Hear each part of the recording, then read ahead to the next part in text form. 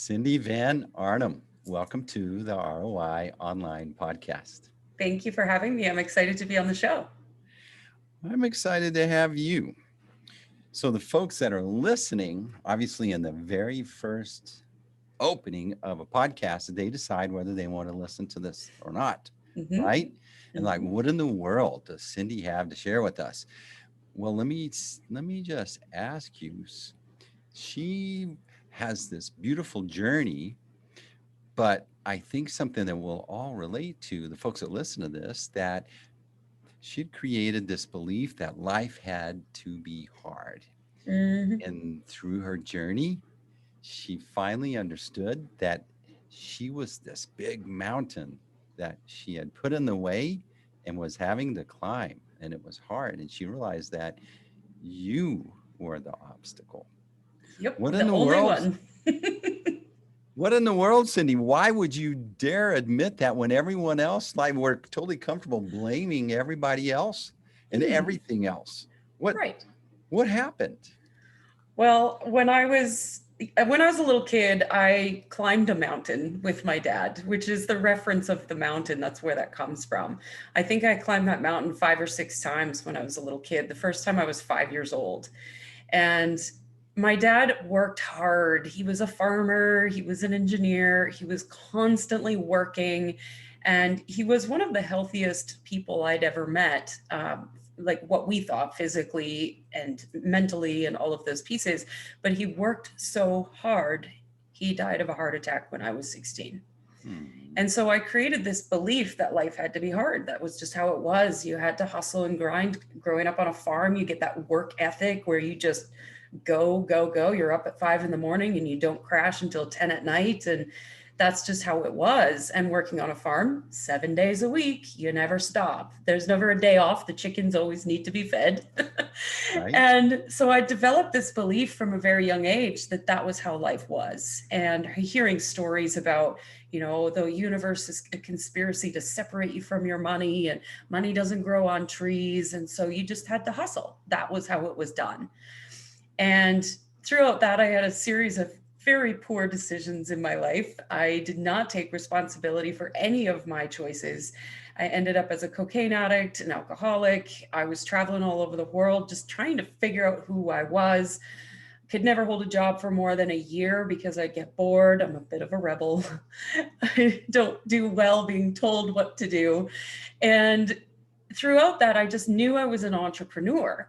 But what I saw of entrepreneurs was this big, shiny lifestyle where all I saw was on social media. And I had gone to some of T. Harv Eker's events and Brendan Burchard events, and it was just this rah, rah, rah.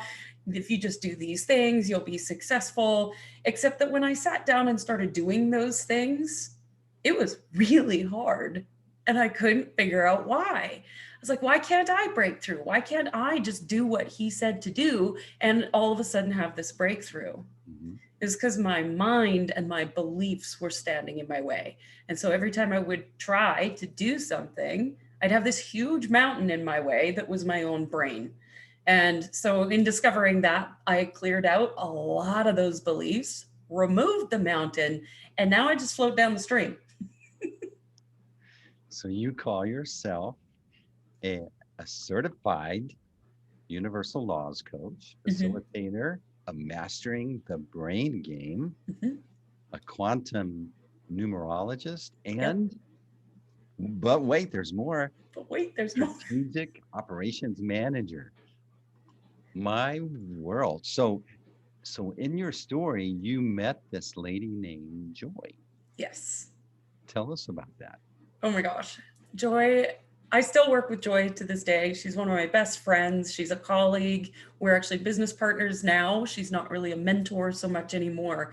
But I met her when I had first started my business, and I had started my business as a virtual assistant. So I was working behind the scenes, building the websites, managing the technology. I was good with technology, but I hated it. Mhm. But it made money land in PayPal for me. And so I thought that was the ticket, that was the golden pass. And I met her and she taught me numerology. And at the time, I was not into anything spiritual. I was like, what is this crazy lady talking about? Hmm. But when she shared my numbers with me and my mathematical code, I couldn't help but go, wait a second, there's something to this. And so I dove down the rabbit hole of numerology. And what I discovered is that it's mathematics.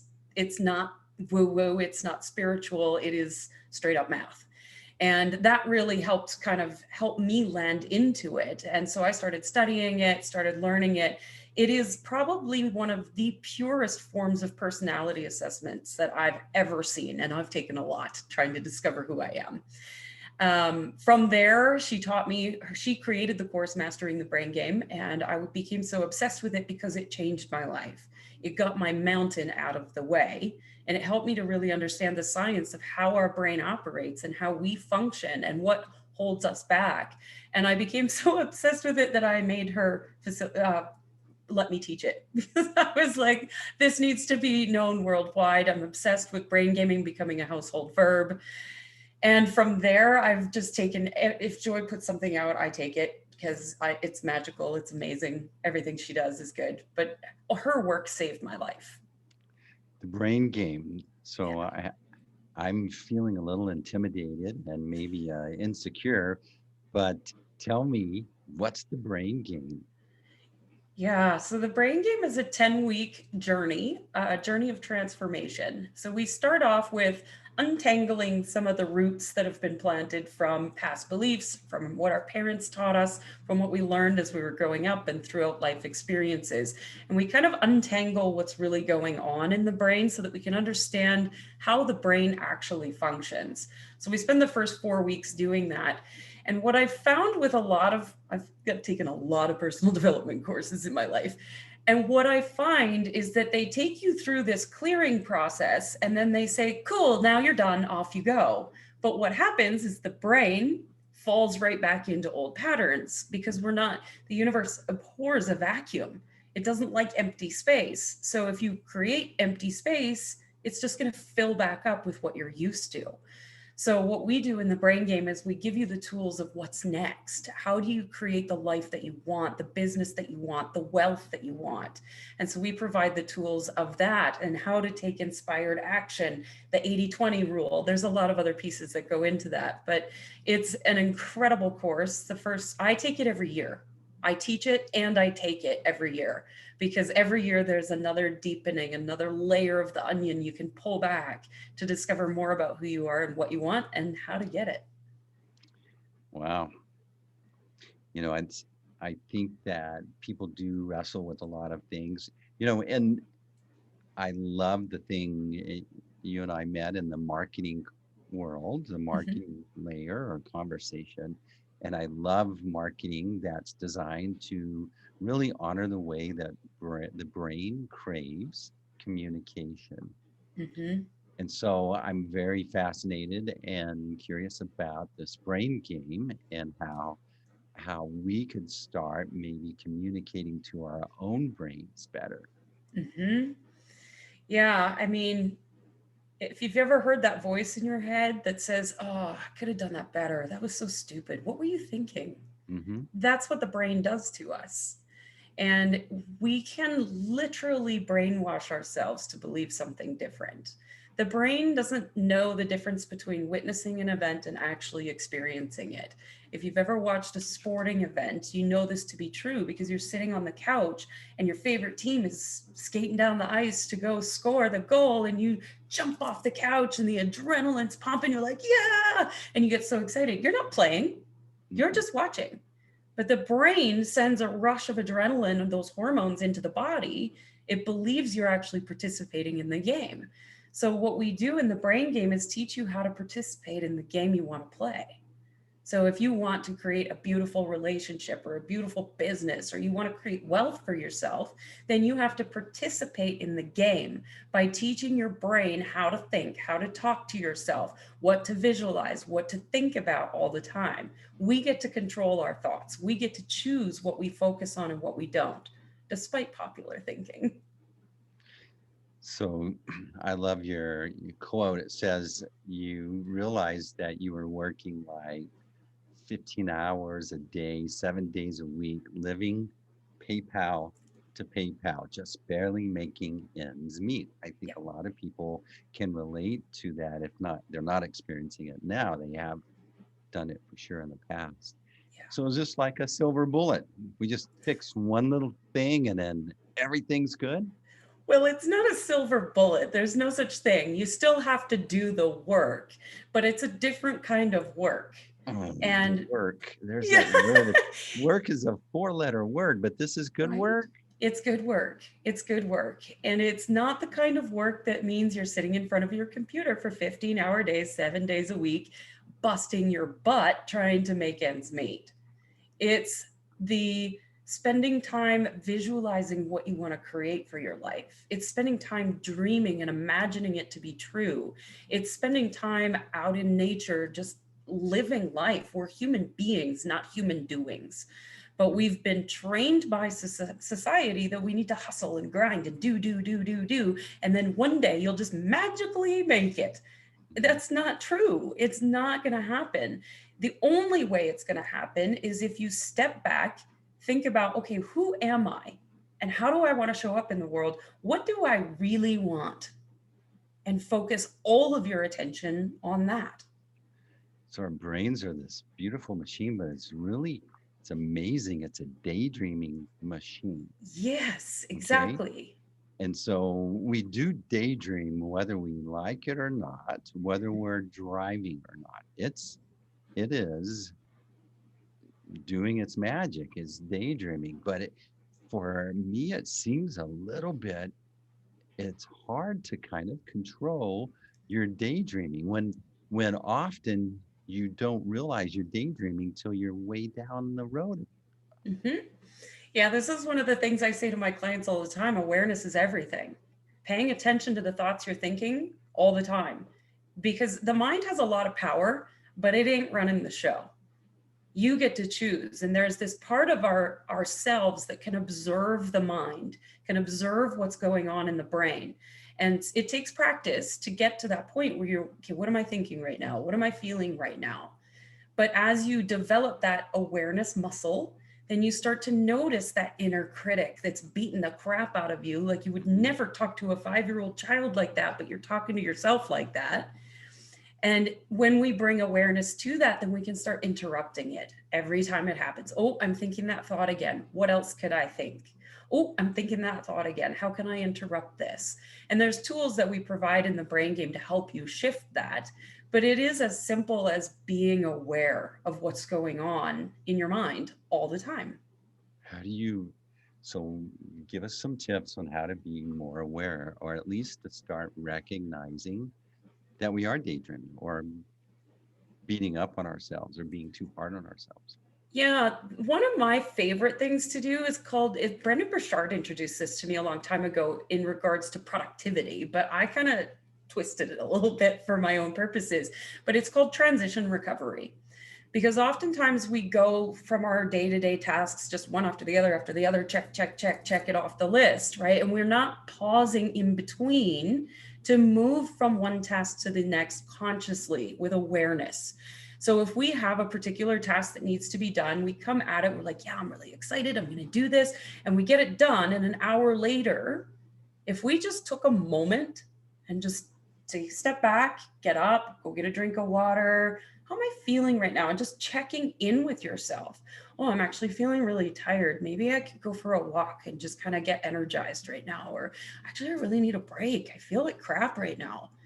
Even just those little things are enough to help shift, because if you're doing the thing and then you just switch to the next thing and the next thing and the next thing and the next thing, by the end of the day, your shoulders are sore, you got a headache, you're kind of grumpy, you're tired, and then you go home to your spouse or significant other and then you take it out on them, and then you just repeat the cycle over and over and over again. But if you're pausing just for a moment and checking in, how am I feeling? What's going on right now? And giving yourself permission to take the break if you need it, not trying to force things and climb a mountain. So you're working with a lot of business owners or folks that are really wanting to take control and drive thoughts Mhm. better. What are some of the common themes that you're seeing? Yeah, one of the biggest ones is wealth activation, which is one of my favorite topics these days. It's that I see a lot of entrepreneurs who are just struggling and they can't figure out the money piece. And money isn't actually this thing that sits in your bank account. It's not real. And we have been trained that money is everything. We've been trained to chase the almighty dollar. Our minds hold a lot of beliefs around what money actually is. And so, one of the things that I work with clients a lot is understanding the energetics of money and the relationship that we have with money so that we can create it without being attached to it, without thinking that money creates safety, because that's not true. If the banks crash, we don't have any money and we don't have any safety. So that's not the issue here. But money is an energetic tool to help us to create the life of our dreams. So if we're focused on creating the life of our dreams first, the money is a side effect. And yet maybe there's a big block in a lot of folks because they haven't given themselves the permission to receive it or to be good at accumulating it or generating it. What are Yeah, I see a lot of stories. I see, the money doesn't grow on trees. You got to be evil to be rich. Only the nasty people in the world have money. The world is, it's a conspiracy to separate you from your money. We see the separation between rich and poor, and we think that it's evil to be rich and it's, of service to the world to be poor. God, universe, source didn't give you your gifts for you to starve. We're all abundant. We all have the capacity to create incredible wealth for ourselves and for the world, in service to the world. If you aren't making money, you can't have as big of an impact. So I believe every entrepreneur should be wealthy. so the folks that you work with, give us some insight on what it might be like working with you, right? It's a lot of fun. I'm a bit of a rebel and I don't play by the rules. So working with me is a lot of fun. We have a lot of laughs. But usually it depends on the particular situation, what it is that you're looking for. There's a lot of different services that I offer. I am almost always will take somebody through mastering the brain game first. It's a bit of a prerequisite for working with me in order to move into any of the other things that we do so that you know how the brain works. Once you know how the brain works, then everything else just gets so much easier. And so for me to try to teach any kind of business strategy or, how to do, this is the strategic operations piece, is where I support partner launches, affiliate programs. I do a lot of the spreadsheets and things behind the scenes, but I won't do that for you unless you know how your brain is operating and you know who you are and what you want. So usually the brain game is the first step of coming to work with me, and then we go from there. So, like, is there a book, a curriculum? What's Oh, you have the secret? You have the secret curriculum. well, I wouldn't say it's a secret curriculum. I'm very intuitive and I follow what I believe is inspired in that moment. The brain game is a mapped out curriculum. There is a 10-week curriculum to that. But beyond that, whatever you want. If you want something, you can have it, period. There are no ifs, ands, or buts about it. So depending on what you want, then we go from there and I'll just create something custom for you. So, a quantum numerologist. Mhm. There's a lot of misconceptions or things about numerology, Mhm. but I think one of the big epiphanies for me was that mathematics is really the one true universal language, Yep. that it's it's deep in every domain of Yep. the world, right? Yep. Yeah. No, I always joke around, the numbers never lie. Because even if you look at the scientific process of observing nature and then coming back and reporting what nature is doing, the bias of the human being is still at play. Mhm. We can't prove that that scientist's experience is real or not. If we look around at our surroundings and everything around us, everything is energy. It's not an actual physical thing. We think it is, we perceive it as that, but our eyes are deceiving us. They're nothing but waves and particles. And so the math explains the waves and particles and all of the quantum that we can't see. But if I look at my surroundings and I look around, I'm like, well, is that really real? Like somebody might see that as gray, somebody else might see that as purple, right? We've seen those posts on social media between the blue dress and the peach dress or whatever it is. Nobody really can agree on anything. We can't agree on the details of a car accident. We sure as heck can't agree on politics or education or healthcare or anything else because none of it's real. But the math is real. Yeah, so I think the light bulb went off for me when I was thinking of all the cultures that have existed on Earth in our history. Mhm.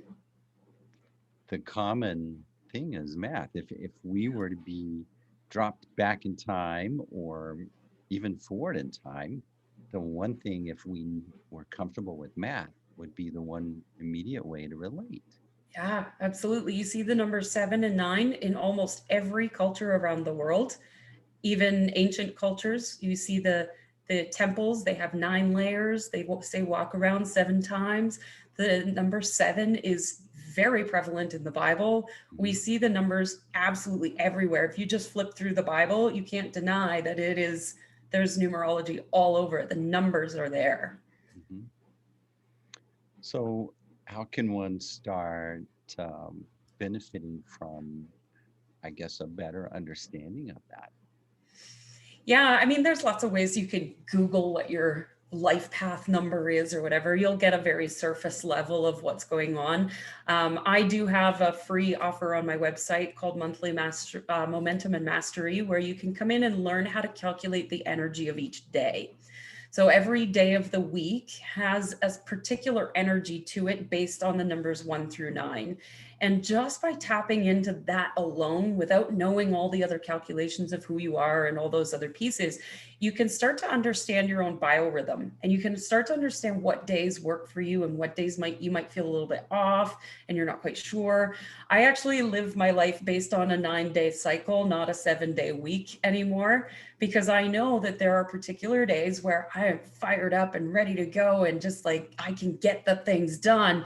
And then there's other days where I'm like, time for a nap. And so I will give myself permission to take those days off, maybe just ease off the gas pedal a little bit. And just understanding your own biorhythm gives you full permission to live life to its fullest instead of trying to force things and make things happen. This could, there's so many directions to go with this I have a conversation, lot of rabbit right? holes. And I'm trying to go, all right, but what can we grab and apply to, to benefit us immediately in some way to feel more in control or to feel a little more empowered about how we should, because a business person, you have to make hundreds of decisions a day in the Yeah. heat of battle, no, whether you feel good or not, whether Mm. it's a good energy day or not, you still Hmm. are compelled to make Are decisions. you? Well, you sure feel like it, or people are waiting for you, right? Right. The biggest piece of advice that I could give any business owner, awareness is everything. If you are making decisions from a place of, I'm stressed out, I'm worried, I don't know how to do this, I feel like I need to force it, you're creating the same results from that energy. So I'm sure many people have heard of the idea of fight, flight versus rest, repose. When Mhm. we are in fight, flight, there are pieces of our brain that are actually turning off. It's making it so that our body can only run, freeze, or fight. That's it. That's all we have available to us. So if we're worried about money, or we're worried about making the right decision, or if we're tired and we're trying to force things to happen, the energy you're putting into that task is creating the exact same results. If you're in rest repose, your intuition is firing on all 8 cylinders. Your parts of your brain are actually opening up to receive information from the quantum field. You're breathing at a deeper level, which means you're receiving more oxygen, which is making your brain work even better. And guess what? You make better decisions.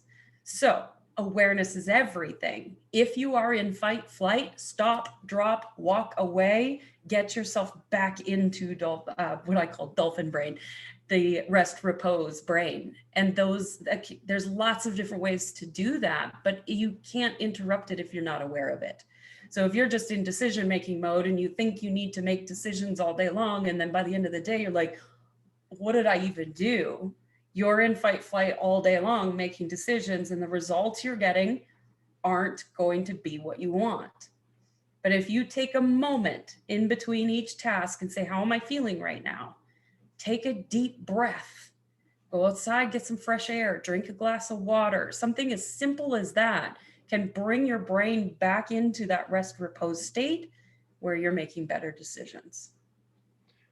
So some words, some people might put terms like meditation or prayer on this.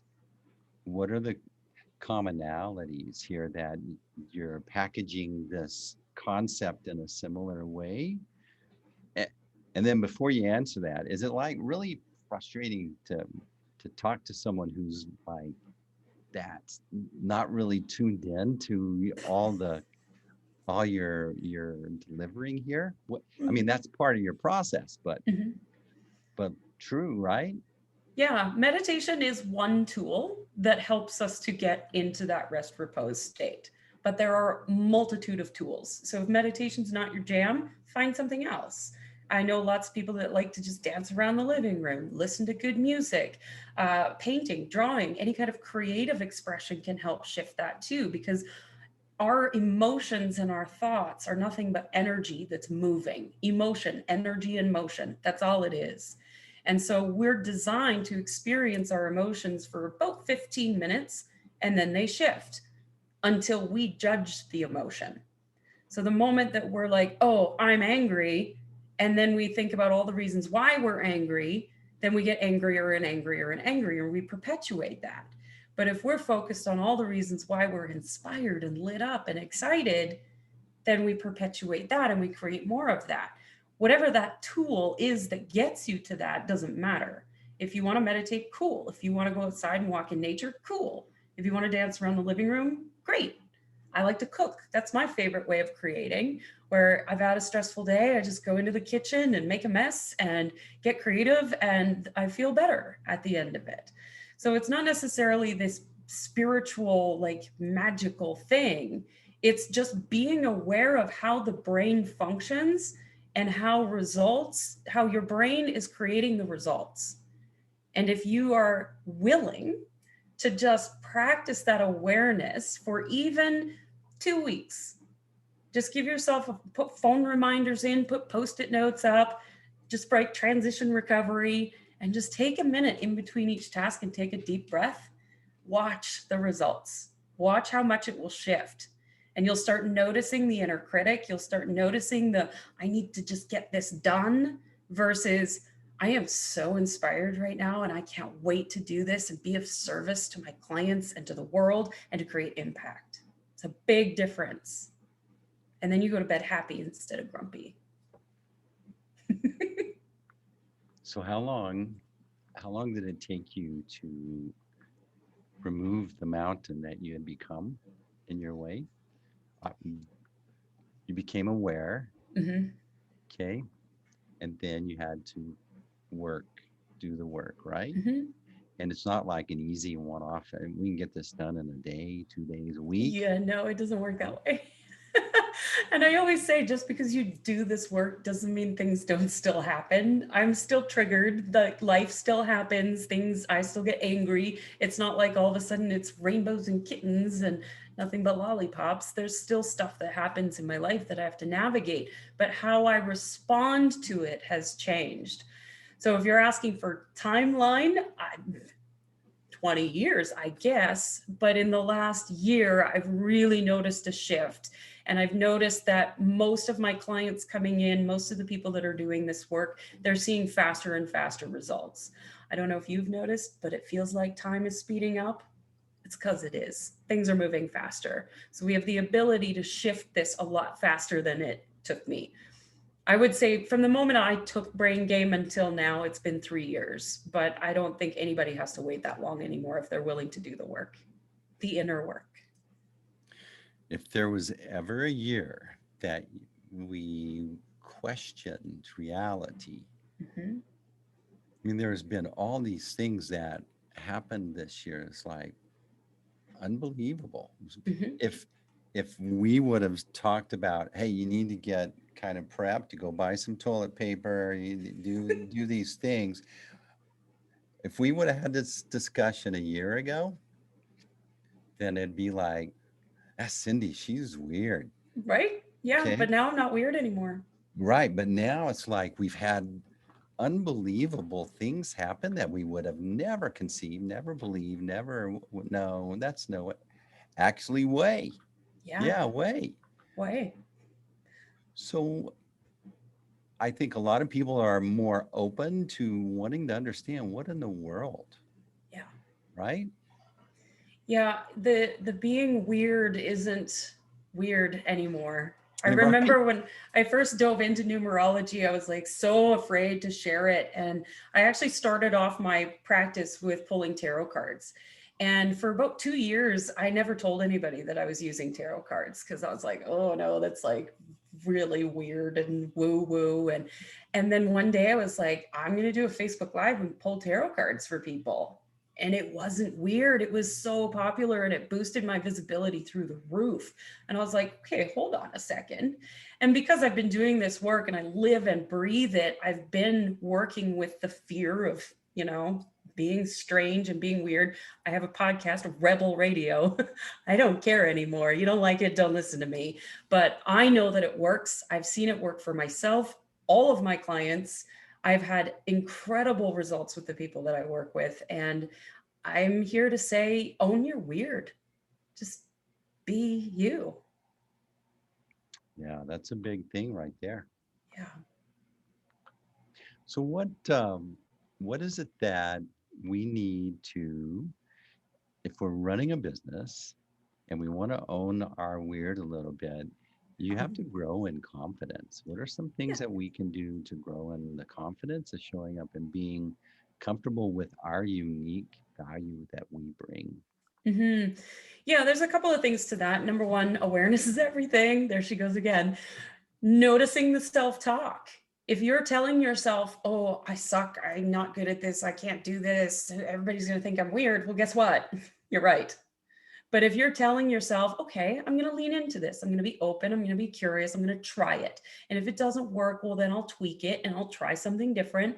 But I'm willing and open and curious to see what happens. Then guess what? You're right. The other thing, practice. So they say, the 10,000 hours makes an expert, right? And I remember when I was a virtual assistant, I was working behind the scenes of my computer. I was not visible. I built my business on word of mouth. I never did video, Facebook Live, nothing like that. I'd never been on a podcast. And I had somebody challenge me to do a Facebook Live. And I was like, oh, no, no, no, no, no, no, no. I work best behind the scenes. Yeah, except that who I am is very flamboyant, very out there, and loves to be on video. And I love to be the center of attention. I'll admit it. That's who I am. So I did my first Facebook Live and it was horrible. It was the most awkward, terrible thing ever. But what I realized was that I was committed to becoming visible. And so from that moment on, I did a Facebook Live every single weekday for 3 years straight. I'm really good on video now, but it didn't happen by accident. It happened because I was committed to the process and I practiced and I went at it with this positive mindset of, I'm going to learn. I'm open. I'm curious. I'm going to try this and see what happens. Not, oh, you suck. You should never be on video again. That was terrible. I still keep that very first Facebook Live. It comes up on my Facebook memories every year, and I just watch it to remind Mhm. myself. Yeah, I like that saying, the first is your worst, Yeah, but it's also like no one's watching really, no, right? And I right? mean, when we're kids, when we learn how to walk, we don't judge ourselves for falling down. We just get back up again and do it again. And we keep trying and trying and trying. And pretty soon We know how to walk. But then we become adults and our brains are so programmed by everybody's judgments and all of our own self-judgments that then we're like, oh, I'm going to look stupid. Look stupid. Who cares? Yeah, I realize I look stupid most of the time anyway. I'm just the one that's shocked by it. Everyone else is seeing it every day, right? It's like, the first time you heard yourself speak on a recorded recording, how you like, that's my voice? That's me. Right. Yeah. It's like you're really embarrassed, but what you don't realize is everybody hears it and they just accept you anyway. Yeah, Why don't exactly. you? You are your own worst critic most of the time. And our self judgment is really what stops us 90% of the time, if not more than that. So the brain game. Well, Mm. let's wrap up with a little review, maybe on three things that we could start to drive a little better with those. What are those? Yeah. So, first and foremost, knowing who you are. I don't care if you use numerology or any kind of personality test or whatever, self reflection, but understand who you are and really explore it on a deep level. Not just I'm an entrepreneur, but what kind of entrepreneur? How do you show up? What is it that what is your key sabotage? Like, just notice and be aware of those things. Self awareness is really key. Also, know what you want. So many of us are kind of flailing thinking that we should want certain things, and as entrepreneurs we should have the six-figure business. Maybe you don't want a six-figure business. Maybe you only want an extra $500 a month, but here you are hustling and grinding because somebody told you you should have a six-figure business. Right. Right? So understanding who you are and what you want, and then understanding that if all that you do is focus on those two things and nothing else outside of you, you can have it. Period. It's universal law. Wow. I think that we would be shocked. Most of us, like, if we got asked the question just kind of in a surprising way, hey, Steve, what do you want? It's like we're stumped. Yeah, because we don't spend time thinking about it. One of my questions that I always ask my clients, what are your top 3 values and what do you want? If you know those things, you can have whatever you want. But you can't get what you want if you don't know what you want. You need to know what that is. So spend time thinking about it, dreaming about it, visualizing about it. Spend time in nature. I mean, Richard Branson was famous for this. He spends more time dreaming than he does doing. Olympic athletes spend more time in visualization than they do participating in the physical activity of it. Those are the ones that win. So if you want to win at life, dream about what you want. Cindy, so where can people connect with you who maybe want to get the brain game tightened up? Yeah, absolutely. I am all over Facebook and Instagram, Cindy Van Arnam, and my website, cindyvanarnam.com. Cindy, been an excellent guest. I really Thank enjoyed you. it. Thanks for Always a being pleasure. thanks for being on the ROI Online Podcast. Thank you.